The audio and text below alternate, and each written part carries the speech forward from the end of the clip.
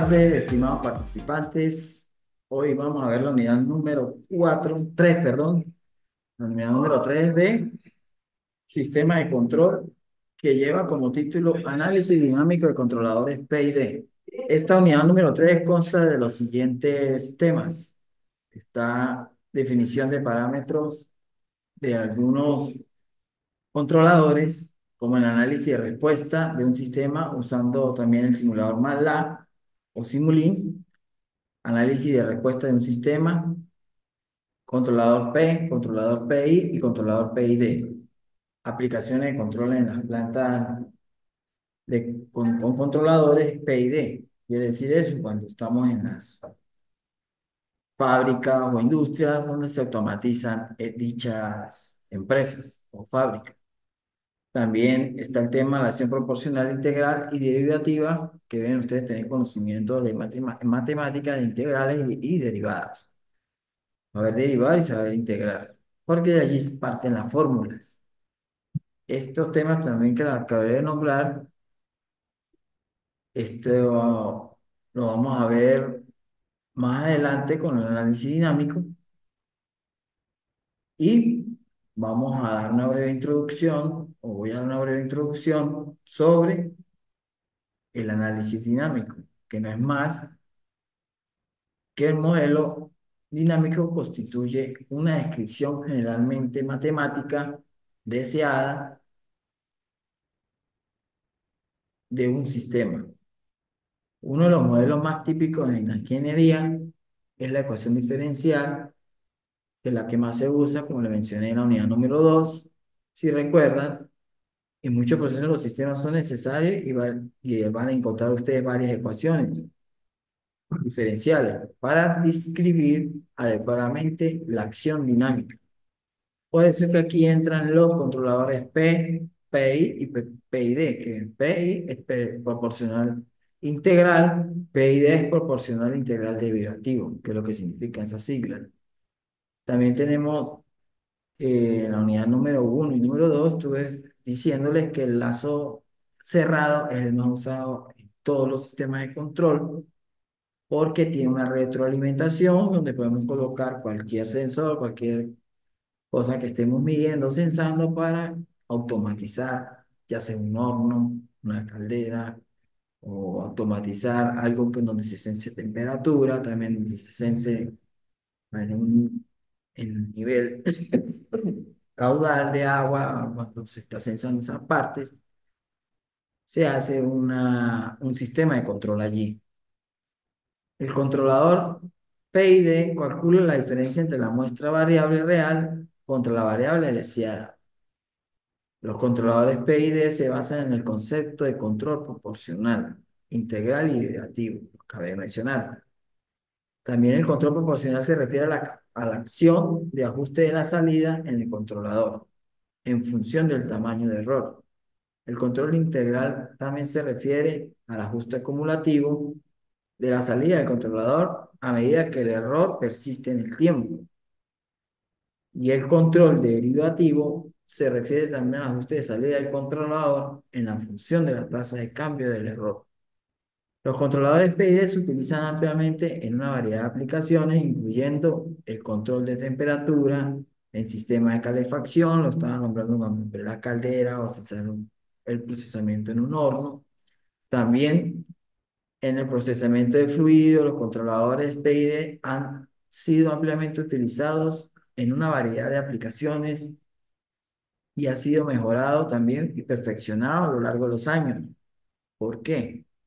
Porque hay otros tipos de controladores disponibles en el mercado, como el PID, que siguen siendo una opción bien viable debido a su facilidad de uso y capacidad para proporcionar un control preciso y estable en muchas aplicaciones. Ya habiendo hablado un poco de lo que es el análisis dinámico y controladores PID, acá en este ejemplo que les estoy mostrando, el análisis dinámico, tenemos un automóvil, como ahora todo es tecnología, existe el GPS, existe el sistema eléctrico, lo maneja una computadora. En el sistema dinámico, la posición actual y la velocidad dependen del pasado. Por lo menos el sistema de frenado es electrónico, la unidad de control de asiento también puede ser electrónico, el control de cruces igualmente, todo se basa, y este automóvil, como les estoy mostrando en el análisis, el dinámico es eléctrico en marcha, una unidad de control solar. Tiene su panel interno para, eh, con el calor, la luz solar, cargar las baterías, y así sucesivamente. Ahora tenemos en este ejemplo lo que es la estabilidad, la exactitud en la característica de respuesta de un sistema. Y estoy asemejándolo a un ascensor. Ya en esta parte de la característica de la respuesta de un sistema entran los factores muy importantes, como son la estabilidad, el error, la exactitud, el error dinámico, el error estacionario, donde les voy a definir cada una de ellas. Por ejemplo, ¿qué es estabilidad?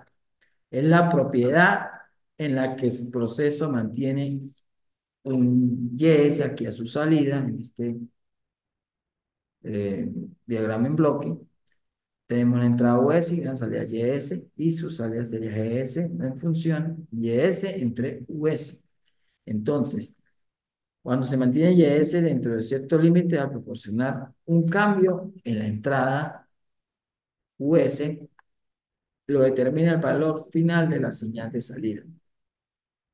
La exactitud que es el margen de error que existe entre YS y US una vez el sistema está en estado estable, y lo determina la diferencia entre el valor final y el valor deseado.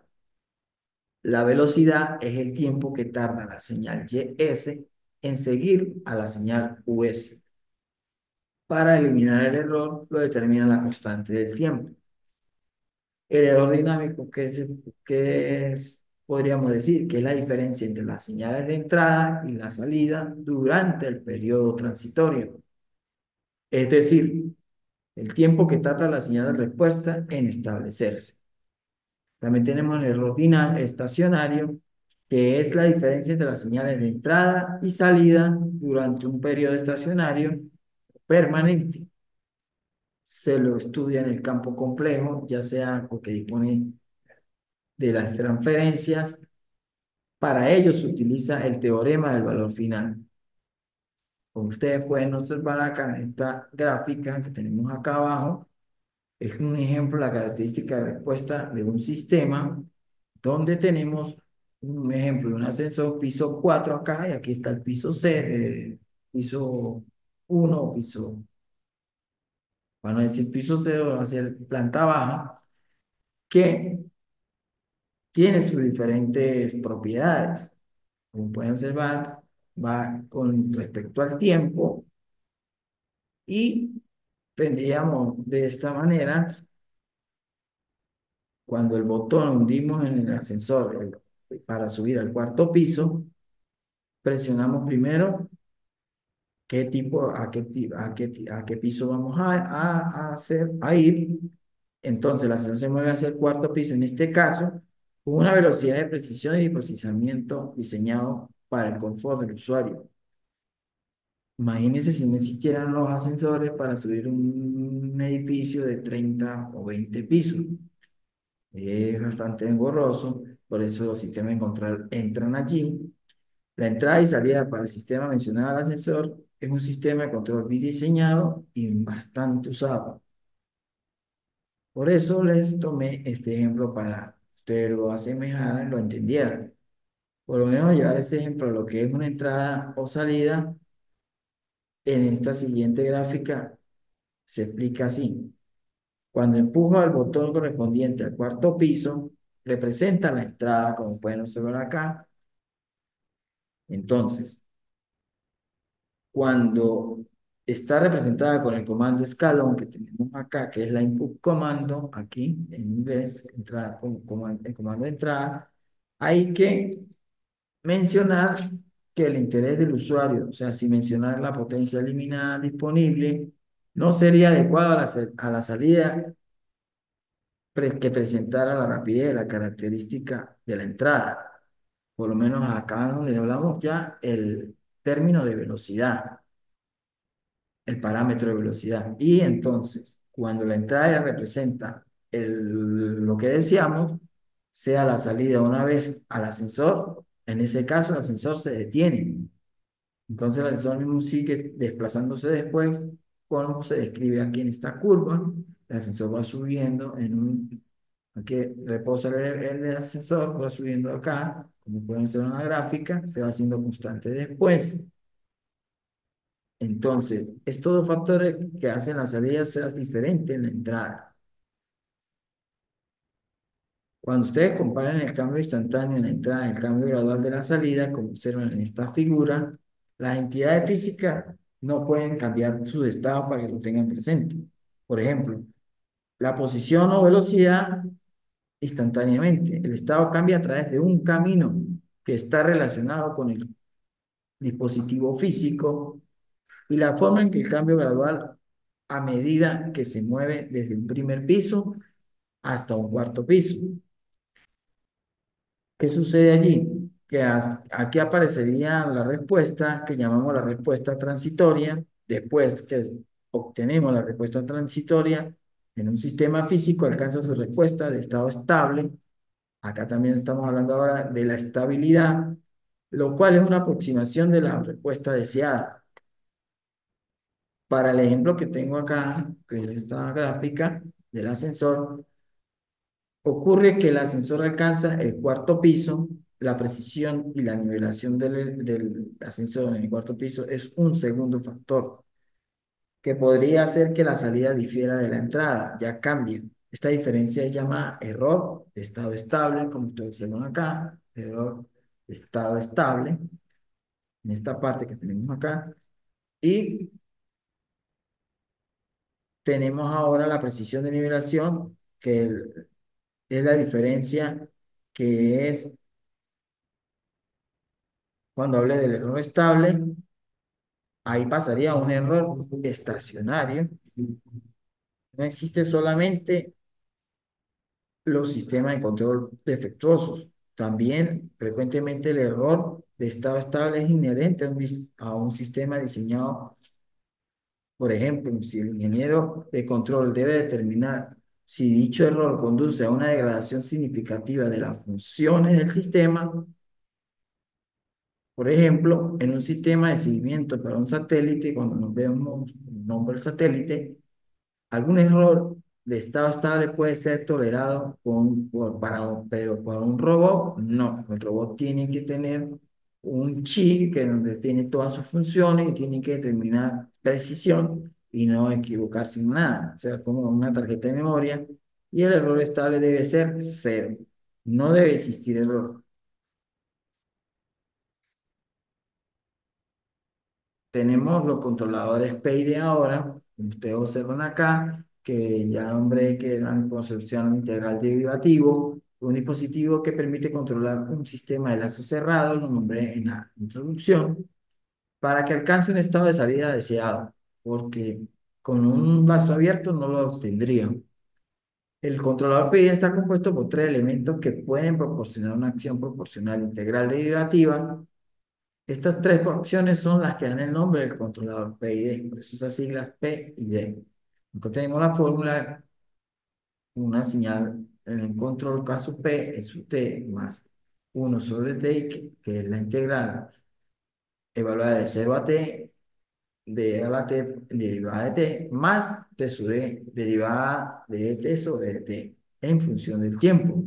Acá tenemos lo que explico de los lazos cerrados, donde difiere, vuelve y regresa, la planta de proceso pasa por esto, va a un controlador P, a un controlador I, a un controlador D, vuelve y regresa, y así va haciendo las diferentes, para hablar censando algún valor, chequeando parámetros. Cuando estamos en controlador P, la curva, mire cómo es, va casi constante, empieza con esta curva y la va haciendo constante. Ya cuando es PI, ya tenemos una pequeña inicio de la integral y ya hay una diferencia. Y cuando es D, ya con más oscilaciones, es menos estable, como pueden observar, cuando está en forma derivativa. Cuando está en forma integral es más casi estable. Tenemos ahora, con este ejemplo, para hablar un poco de lo que estábamos hablando anteriormente del controlador PID, les quería dar un concepto de lo que es lo que significa la acción proporcional P. Él tiene un límite máximo y un mínimo para aplicar una señal. Por razones de restricción física y de seguridad, este rango operativo se llama banda de restricción, banda proporcional. Si la señal de control opera fuera del rango, se dice que está saturada y opera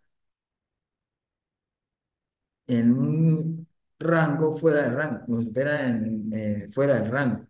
Se dice que está saturada, opera en un comportamiento no lineal. Cuanto más grande sea el valor de la acción proporcional, más pequeña será la banda proporcional y mayor será la energía de control. Esto hace que el sistema responda más rápidamente, pero la señal de la salida puede ser exceder o caer por debajo del punto de ajuste de estado estable y el error nunca se borrará por completo. Tengan presente eso.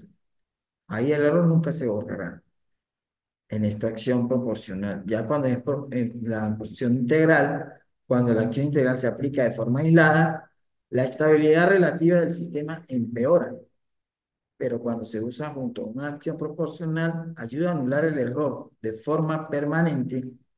Cuanto más grande sea el valor integral, más tiempo le tomará al sistema alcanzar el punto de ajuste estado estable en la acción integral. Y en la acción derivativa, que es T sub n, es el proceso generalmente que tiene una inercia con respecto a los cambios en el tiempo y en un cambio a la entrada en el proceso que provoca un cambio en la salida. La acción derivativa anticipa la acción integral del control y el proceso reacciona más rápido de lo habitual. La acción predictiva aumenta y la estabilidad relativa del sistema se hace una respuesta más rápida y menos oscilatoria. Entonces, este estado estacionario de la acción será nula, por lo que el valor del error será cero. Debe ser para mí la que se debe usar, la versión derivativa, porque se va haciendo el error casi cero. La parte ahora de con este ejemplo que les voy a mencionar, aquí me habla de lo que es el proporcional integral derivativo. Es un funcionamiento de un controlador PID que su finalidad es alcanzar y mantener el valor deseado en un proceso. Por ejemplo, un típico de control PID, el control de temperatura de un horno, el proceso de cómo se hace la planta de habitación. Por ejemplo, aquí dice que la empresa Sysitex. Acá tenemos la resistencia, que es el actuador, que es el que calienta, sea agua o sea el material. ¿Qué hace allí? Tenemos un lazo cerrado, lo que nombré anteriormente en la introducción, un sensor de temperatura, que por lo menos un sensor determina el estado del sistema, que pueden ser acá en esta parte un termómetro, como está en el dibujo, también puede ser un caudalímetro o un manómetro si estamos haciendo un controlador de presión, o caudalímetro si estamos haciendo un controlador de nivel de agua. Un controlador que genera una señal de que gobierna el actuador, un controlador que modifica un sistema de manera controlada, que es la resistencia, esta que tenemos acá. También puede ser un motor, una electroválvula, una bomba, una motobomba, para hacer el proceso. Un sensor proporciona una señal analógica o digital al controlador, lo cual representa un punto actual en lo que se encuentra en proceso en un sistema. La señal puede representar un valor en tensión eléctrica o en intensidad de corriente eléctrica o frecuencia, que este caso último ya sería la corriente alterna, a diferencia de las dos anteriores, cuando también puede ser corriente continua, hacer un sistema con corriente continua donde no utilicemos la corriente alterna.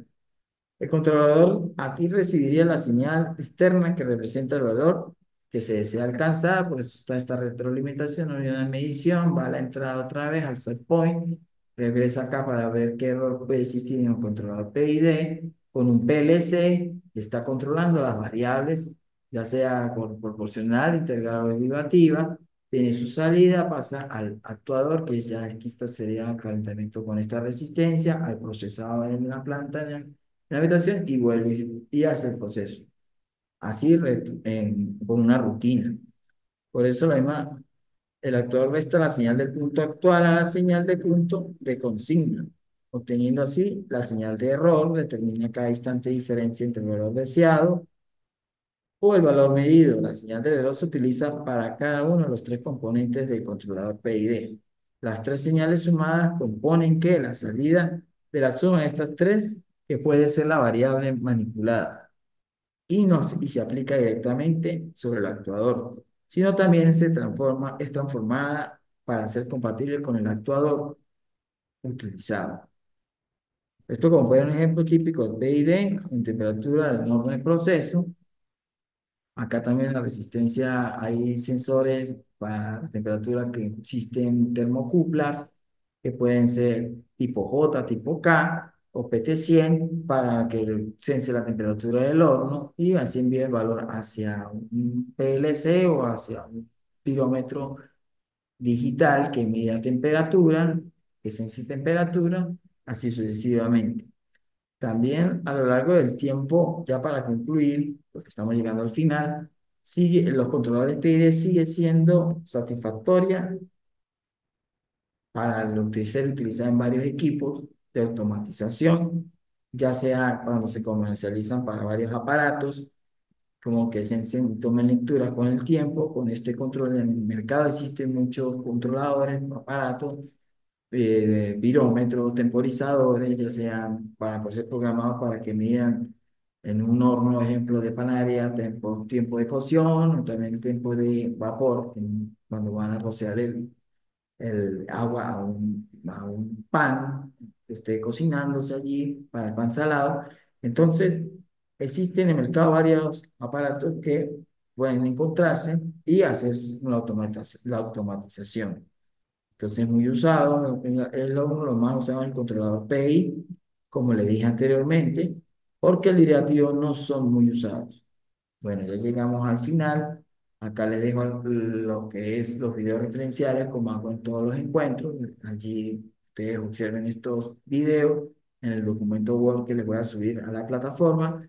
Allí encontrarán las, lo que lo que van a realizar, van a ver en estos videos, por ejemplo, y van a encontrar también la actividad sumativa 3 que le voy a subir sobre el tema que van a realizar la actividad que van a realizar. Tomen en cuenta todos los pasos o pautas que yo les dejo allí en el documento o archivo Word que subo de cómo, por ejemplo, si es un caso un ensayo, cómo debe realizarse, si hay un video para que se guíen, o también algunos pasos solamente de guía, ustedes pueden colocar o profundizar más sobre cómo van a hacer ese ejemplo, un ensayo, y que tenga todas, si hay que hacer las normas, utilícelas, ya les vuelvo y repito, en la unidad número 1, en el material de apoyo, aquí subir las normas APA. Igual ustedes las pueden conseguir por internet, igual voy a dejar de material de apoyo en esta unidad 3 para que complemente su conocimiento. También cuando envíe la actividad, por favor, envíela en el tiempo que corresponde, porque si no va a diferir en la nota. Bueno, me despido. Nos veremos en el próximo encuentro. Hasta luego.